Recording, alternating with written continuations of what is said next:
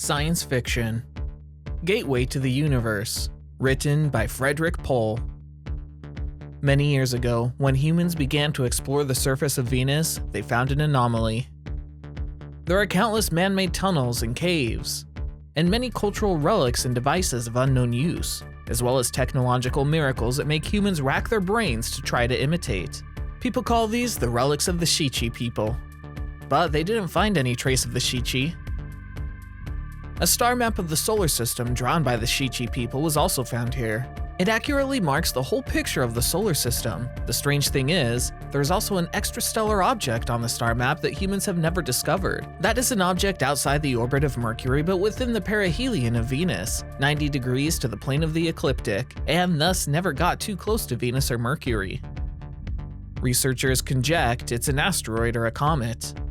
Heechee people must have paid special attention to it for some reason. The exploration team also found a spacecraft in the tunnel at the south pole of Venus. A pilot started it. As a result, the spacecraft automatically flew to that special asteroid.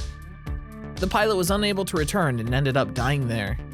But because he blew up the ship just before his death, the astronomers were finally able to see the asteroid that humans have never monitored. Only then did people discover the secret that had been hidden under their nose, the neglected gateway to the universe. The Cosmic Gateway. It's actually a maze of tunnels built into that asteroid. The Heechee people captured this asteroid and terraformed it. It contains various items. When humans discovered the tunnel in the asteroid, there were nearly 1,000 spaceships far beyond the level of human technology. By activating them, humans are able to travel into the deep space of the universe, so this asteroid is called Cosmic Gate.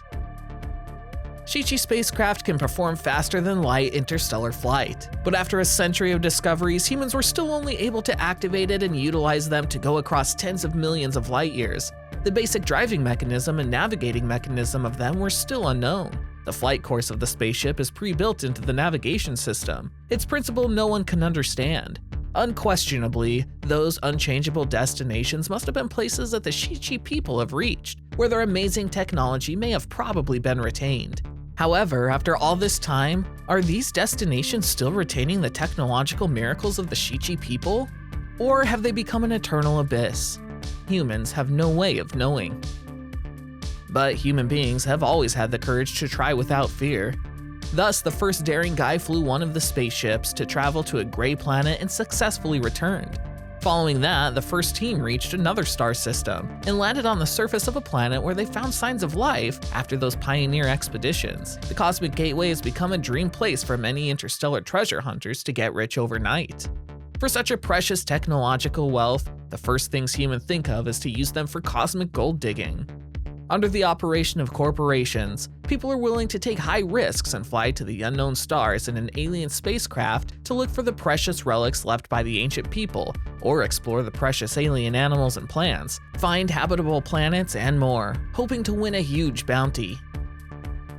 The protagonist, Robbie, had been dreaming of becoming a treasure hunter since his childhood, and changing his chaotic life through interstellar treasure hunting. However, unlike ordinary treasure hunters, Robbie is one of the few that's successful. He returned to the Earth safely and possessed a huge amount of wealth that is envied by others. Logically speaking, he should stay safe and sound from then on, but the reality is, he is tortured by a strong pain and guilt all the time.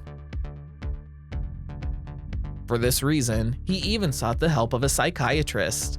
What exactly did he encounter during his Cosmic Gateway expedition, which made him carry such a suffocating moral and emotional burden? And what kind of existence is the Cosmic Gateway?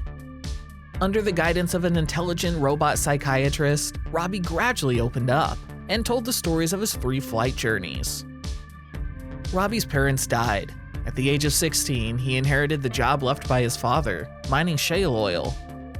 His working environment is dark and the air is filthy. Every day, he feels like his life sucks. And this job is extremely dangerous. He's very afraid that one day, if he is not careful, he will be permanently disabled or die. Robbie desperately wants to escape from there. This wish suddenly comes true when Robbie is 26 years old. He won $250,000 on a lottery ticket.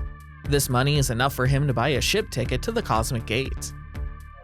5 months later, Robbie steps on the Cosmic Gateway that will eventually allow him to become a treasure hunter. wondering what he will get for such an expensive trip to the Cosmic Gate. This ticket only includes an invitation letter, 10 days of food, lodging, oxygen, and a rush course in piloting the spaceship. Of course, the Cosmic Gateway don't make money from this. All services are at cost price, which also means that Robbie is bound to get nothing decent. After arrival, the receptionist begins to teach the newcomers how to fly the Heechee spaceship. However, as long as the Heechee spaceship can be activated, it will fly to its destination by itself. Humans still don't understand how these spaceships navigate. So, the main skill they need to master in these 10 days is how to start the spacecraft. During study, Robbie and his group of newcomers witnessed a case of failure to return. A spaceship returns to the Cosmic Gateway as a wreck. The landing pod is gone. Only the main body of the spaceship remains, which was also bent, cracked, and severely charred. And the Heechee metal that made up the ship won't soften even under electric arc burning. Therefore, what it experienced must be extreme heat and acceleration, possibly by jumping into a star's gravitational well, or falling into the extremely close orbit of a neutron star. People have no way of knowing. Everyone inside has died. Robbie started to feel scared. Although when coming, he already knew that being a treasure hunter was scary. But he still doesn't want to face death. Robbie flinched.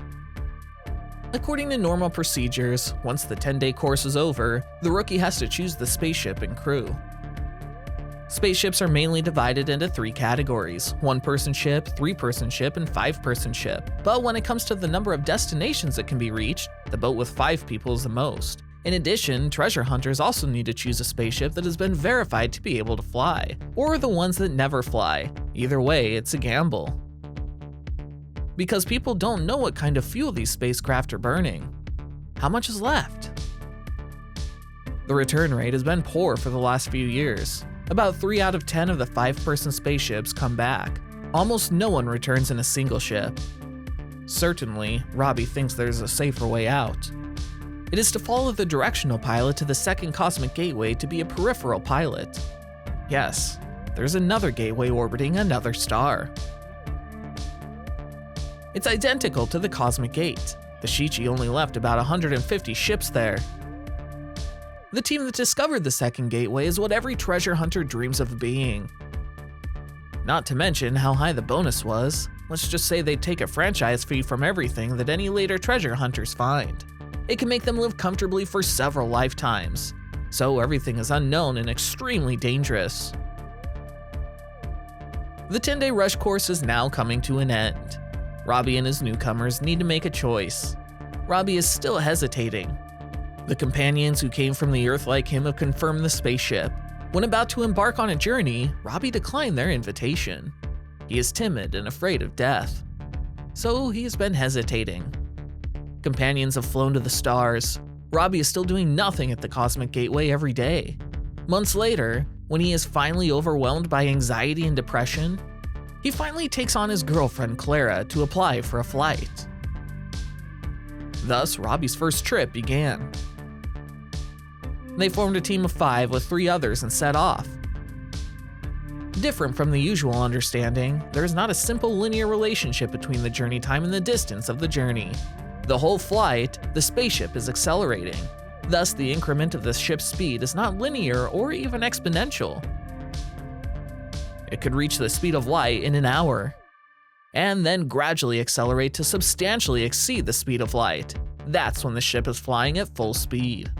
At the beginning, the atmosphere inside the spaceship was harmonious. 5 people are concentrating on waiting for the moment of flipping. The so-called flipping refers to the exchange of the bow and stern of the spacecraft. This is one of the Heechee technologies in the spaceship that humans don't understand. The simulated gravity on the previous spacecraft was to drag people to the tail, and after flipping, he'll start pulling people toward the ship. It is speculated that the spacecraft may contain 2 sets of propulsion and deceleration systems to deal with different cosmic environments. Flip actually represents time of flight flip. Usually it occurs at 1/4 of the overall flight time. The basic quota of materials for a person can last for about 250 days. A ship that fails to reach the flipping point for too long will mean the supplies are going tight. Luckily, Robbie didn't have any supply problems on this trip. Until the 23rd day. The space suddenly began to reverse around the 5 people. The stern becomes the bow and all engines stop. The spaceship begins orbiting a star larger than the sun. That star also has a very large satellite, 1.5 times the size of the moon. Teammates begin to analyze the spectral data collected from it, but whether it's from that giant star or from other surrounding planets, none of them has any signs of artificial radiation. Obviously, this trip was a waste of time. In desperation, the team had to return. Debriefing on the trip was actually quite simple, but the people of the Cosmic Gateway Company did not let neglecting every subjective impression and suspicion of the treasure hunters. The main reason is, they tried to discover some new knowledge about the spacecraft operation from the unintentional actions of the treasure hunters. Robbie doesn't have much to report, so he only gets a bonus that's just enough for him to live on for 3 weeks. That means Robbie has 3 weeks to decide on his next launch. During this time, Robbie learned from his previous host. Cosmic Gateway has developed a ribbon system, which can assess the risk rate and return rate of each route based on historical data. Based on the latest knowledge, they listed 20 low-risk, high-reward flights. But Robbie didn't sign up. He didn't know what was bothering him at first, until a 5-person boat carrying rare ancient cultural relics came back. That's the spaceship that Shelley, who almost became his girlfriend, was on. They discovered a Heechee ruin under the ice of a cold planet. In the ruin, they found a landing pod, which can only be opened up using explosives, and the cost of the explosion was the lives of their 2 crews whose spacesuits leaked. But they still brought back an unprecedented set of tools, so the treasure hunter who survived got a big bounty and subsequent royalties. Robbie's not jealous of their travel experience, but he's jealous of what they're paid. It made him finally realize what was really bothering him all the time. What he needed is a trip like this. Be a real winner. To be able to sit alongside with those greatest explorers in the history of the universe gate. Robbie had a hard time getting that idea out of his head. On a wordless impulse, Robbie called up Shelley's flight settings for this trip and compared it with the ribbon system they said. Then he discovered that the ribbon system that the company had painstakingly researched was in vain in the end. Shelley's trip was high risk, high reward after all. But the result presented by the ribbon is low risk, low reward. It's all back to the starting point, back to the fear. Robbie got into a huge fight with teammate Clara. Clara is going back to Earth, and Robbie took a one-man ship in a fit of anger and started his second trip. This time, near the target star, Robbie scanned and acquired a strong and clear signal. He's ecstatic to start dreaming the most daring dreams. It might be a whole new mega-sized Heechee ship. People can fly it anywhere. Big enough to hold 1,000 people and 1 million tons of weight. However, he met humans here and was told that this is the second Cosmic Gate.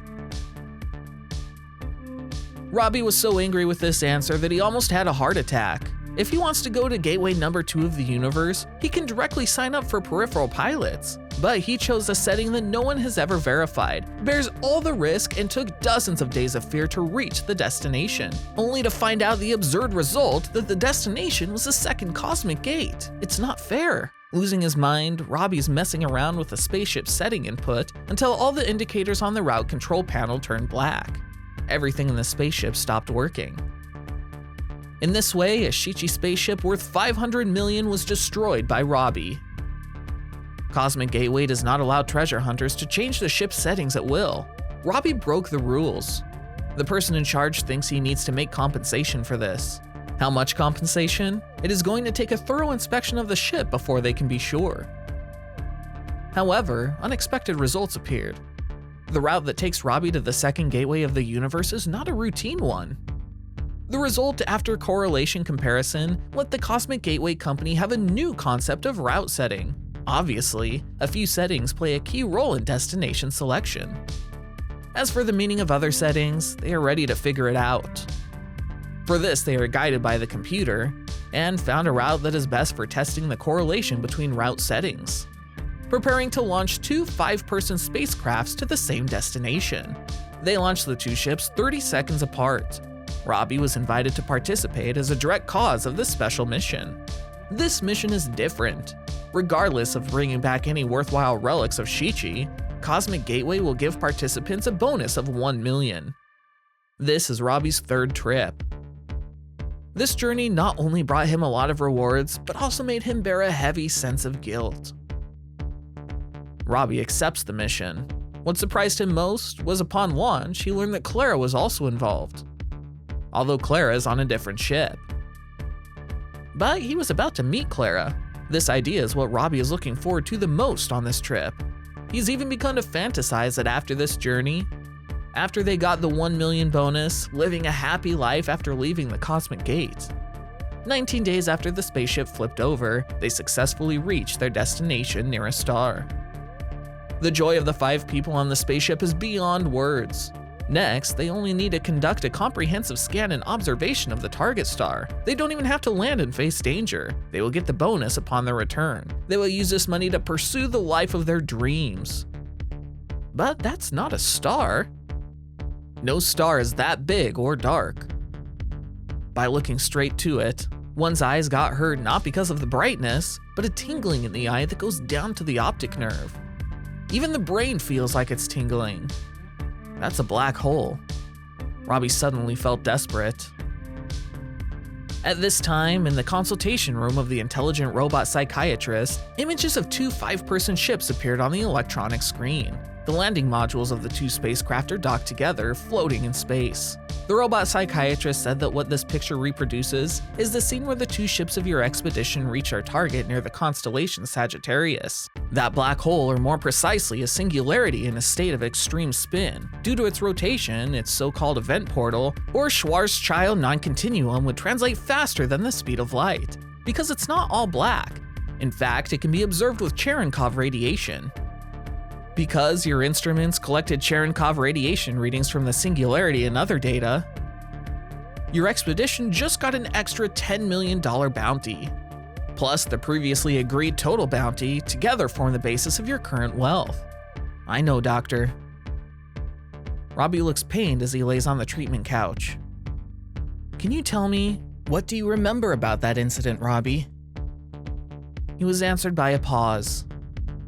Then, with a trance, Robbie said, about black holes. The first thing you have to remember is it's a trap. It bends light and bends time in the abyss beyond redemption.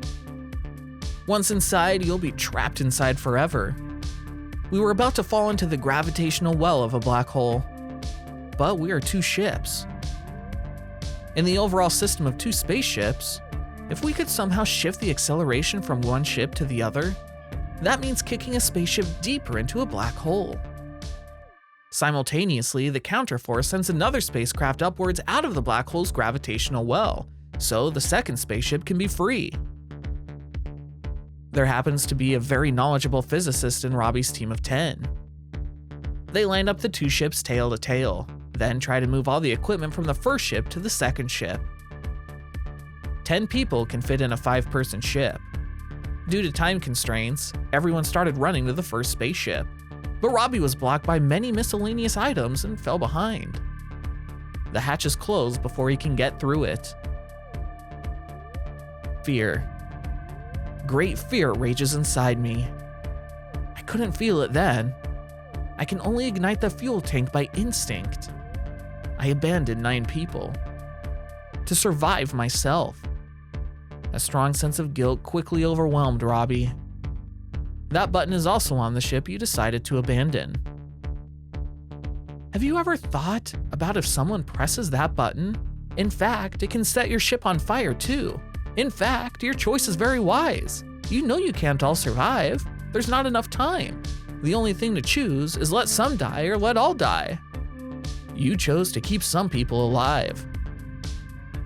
Bullshit. I'm a murderer. Robbie, I think you're contradicting yourself.